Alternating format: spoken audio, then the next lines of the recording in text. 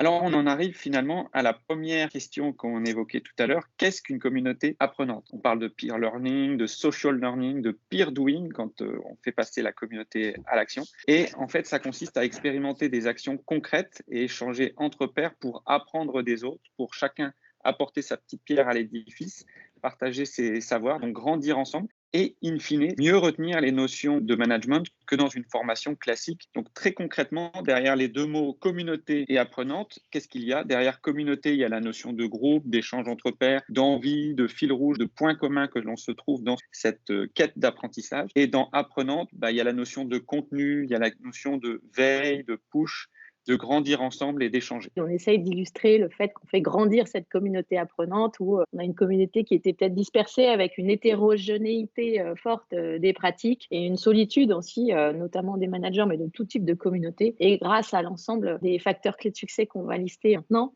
on arrive à une communauté qui finalement progresse en partageant ses techniques et en étant mis en mouvement, et on permet d'obtenir une forme d'alignement, de sentiment d'appartenance à cette communauté. On a vu grâce à la synthèse, merci Charles, un peu quelles étaient les difficultés. Du coup, on va pouvoir rentrer maintenant dans les leviers d'activation pour pouvoir faire en sorte que cela fonctionne et que la communauté apprenante résolve ces difficultés à la fois de solitude des apprenants, de manque d'intérêt, de temps passé, de soufflet qui retombe, de manque de sens. La liste en fait des 9 leviers et des facteurs clés de succès d'une communauté apprenante. L'importance de donner la direction, de donner le sens à la participation de chacun. Et le plus simple pour faire ça, c'est d'avoir un fil rouge qui va véhiculer le why, savoir pourquoi les gens sont en train de participer, à quoi ça va leur servir, qu'est-ce que ça va leur apporter personnellement, qu'est-ce que ça va apporter à l'entreprise. C'est très important pour l'investissement. Qui dit formation dit il faut quand même si on essaye de le faciliter au maximum, il faut quand même s'investir un petit peu, il faut apporter un peu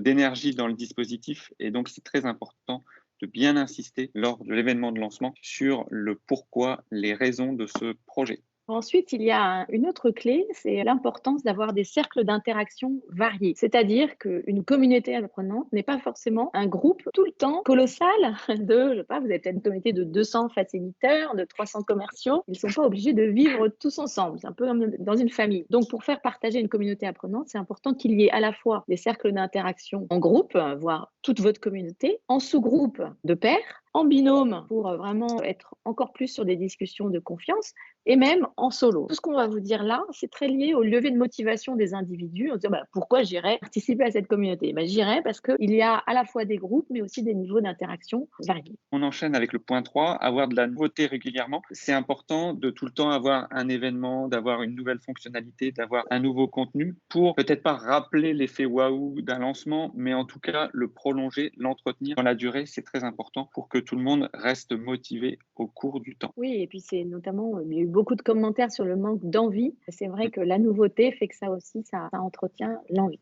Alors, on arrive au point 4 qui fait partie des points vraiment particulièrement importants et on y travaille tous les jours. Votre communauté apprenante, elle doit vraiment apporter de la valeur ajoutée. Elle doit se mettre à la place, en fait, de la personne ciblée comme membre de cette communauté apprenante en se posant la question, pourquoi participerait-il ou tel? Parce que ça apporte de la valeur ajoutée dans son quotidien professionnel et que ça résout vraiment des problématiques. C'est vraiment particulièrement important et on va vous montrer comment est-ce que l'on fait, nous, au sein de la WeBox, comment la WeBox s'assure qu'on apporte de la valeur ajoutée. Il y a certes nos contenus, on en reparlera, mais il y a cette analyse par nos algorithmes et l'humain, parce que nous, l'humain booste l'algorithme, ce n'est pas l'inverse. Eh bien, il y a ces algorithmes qui vont traquer un petit peu partout ce qui s'est dit et nourrir petit à petit la mallette managériale. Alors, c'est un contenu que vous trouvez sur votre environnement, sur l'application, dans un déploiement, en fait, quotidiennement. Lazare, qui est le nom de notre intelligence artificielle, notre chatbot et tous nos algorithmes, va analyser les discussions à forte valeur ajoutée, identifier les pépites. Les pépites peuvent être des problématiques, des bonnes pratiques. Et ensuite, nous, notre équipe réécrit ces pratiques et les retranscrit via Lazare dans cette mallette. Donc, ça veut dire quotidiennement, quand les participants viennent dans la communauté apprenante de la WeBox, non seulement ils ont des contenus, ils peuvent réagir, mais ensuite, s'ils ont très peu de temps, ils vont visiter cette mallette managériale et ils peuvent voir un peu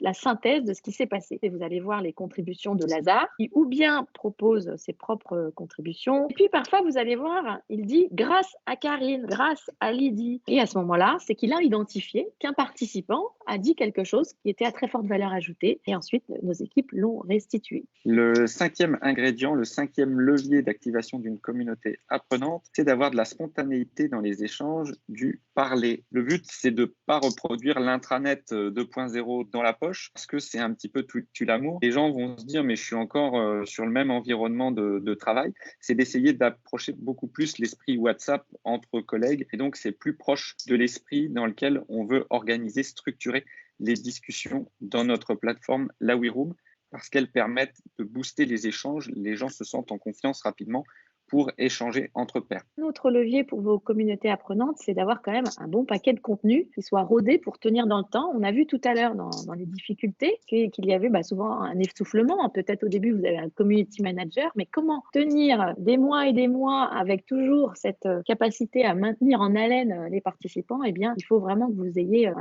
des contenus très rodés, une grosse base de contenu et que vous ne pouvez pas réinventer tout le temps des contenus. Donc, c'est pour ça que nous avons 3000 contenus. Et l'intérêt aussi d'avoir une grosse base de contenu, plus la data, je recroise les deux expertises de la WeBox, c'est que vous allez pouvoir, s'il y a un moment où il y a un léger essoufflement, jouer sur des contenus qui sont des contenus best-of que vous avez identifiés au cours d'autres expériences, des contenus entre guillemets qui marchent à tous les coups. Ça va être le moment de les utiliser pour rebooster la mobilisation des apprenants. On en arrive au septième levier, c'est des contenus personnalisés, avec des relances au bon moment, avec des compléments d'informations pour ceux qui ont tel ou tel profil.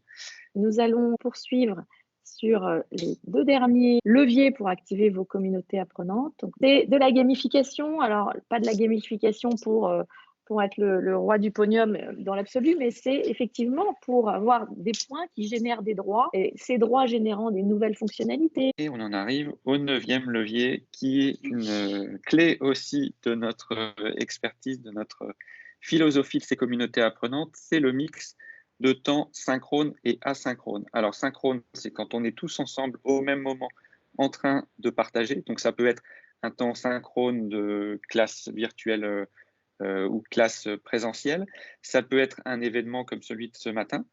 Et puis, très important, d'ajouter aussi des temps asynchrones avec un outil comme la plateforme La WeRoom, qui va permettre de faire des rappels aux messages clés qui ont été diffusés lors de ces temps synchrones, qui va permettre de les prolonger, de commencer à créer cette dynamique collective de la communauté apprenante. Tout ce que nos clients nous disent, c'est que notre application digitale fait monter en compétences les communautés apprenantes avec 3 fois plus d'impact et pour 3 fois moins cher. Alors, au-delà des très bons chiffres que vous voyez en haut de l'écran, chiffre du nombre de managers qui partagent les bonnes pratiques, c'est peut-être celui-là le plus intéressant, puisque en apportant leur contenu, leur technique, leur rituel de manager au service de la communauté, parce qu'on considère, nous, que c'est le stade ultime de l'apprentissage. Ce qu'on constate, les 2 derniers chiffres clés, c'est qu'il y a 70% des managers qui se déclarent avoir été mis en action et qu'en moyenne, chez un déploiement, on va observer une quarantaine de bonnes pratiques qui vont être remontées, synthétisées dans la mallette managériale.